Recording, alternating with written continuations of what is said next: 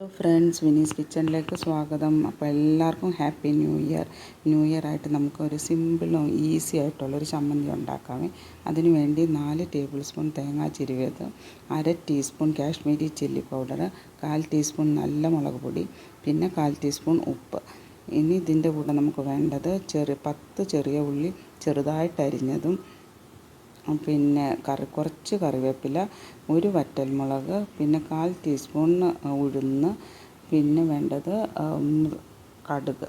അത് നമ്മൾ കടുക് പൊട്ടിക്കുമ്പോൾ 1 ടീസ്പൂൺ കടുക് ഇടുന്നുണ്ട്.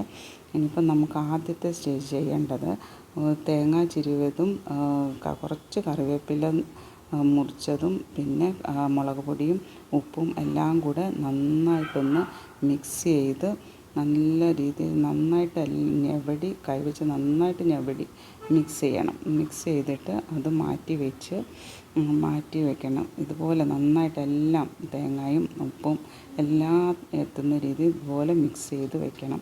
എന്നിട്ട് നമുക്കൊരു ചീനിച്ചട്ടി വെച്ച് 1 ടേബിൾ സ്പൂൺ വെളിച്ചെണ്ണ ഇട്ട് വെളിച്ചെണ്ണ ചൂടായി കഴിയുമ്പം നമ്മൾ 1 ടീസ്പൂൺ കടുക് ഇടുന്നു. കടുക് പൊട്ടി തുടങ്ങുമ്പം നമ്മളെടുത്ത് വെച്ച ഉഴുന്നും ഇടുന്നുണ്ട്.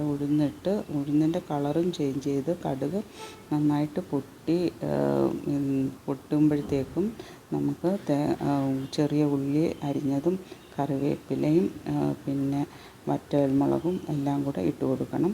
എന്നിട്ട് അതെല്ലാം കൂടെ നന്നായിട്ടൊന്ന് വഴറ്റി, ഒരുപാട് വഴറ്റി കളറൊന്നും മാറണ്ട, ജസ്റ്റ് ഒന്ന് വാടി കിട്ടിയാൽ ഈ പരുവത്തിൽ വഴറ്റി ആ സ്റ്റേജ് എത്തുമ്പോഴത്തേക്കും നമ്മൾ തേങ്ങ എല്ലാം മിക്സ് ചെയ്ത് വെച്ചില്ലേ, അതും കൂടെ ഇട്ട് നന്നായിട്ട് എല്ലാം കൂടെ ഒന്ന് യോജിപ്പിച്ചിട്ട് ചെറിയ ഉള്ളിയും ആ കടുക് വറുത്തതും എല്ലാം കൂടെ ഒന്ന് മിക്സ് ചെയ്ത് ജസ്റ്റ് ഒന്ന് തേങ്ങ ചൂടായാൽ മതിയേ.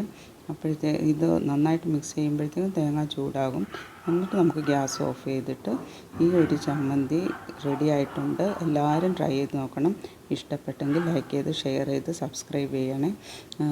ബെല്ലൈക്കണും എനേബിൾ ചെയ്യണേ, എന്നാലേ ഞാനിടുന്ന വീഡിയോയുടെ നോട്ടിഫിക്കേഷൻ കിട്ടത്തുള്ളൂ. അപ്പം എല്ലാവരും ട്രൈ ചെയ്ത് ഇഷ്ടപ്പെട്ടെങ്കിൽ ലൈക്ക് ചെയ്ത് ഷെയർ ചെയ്യണേ. Thank you.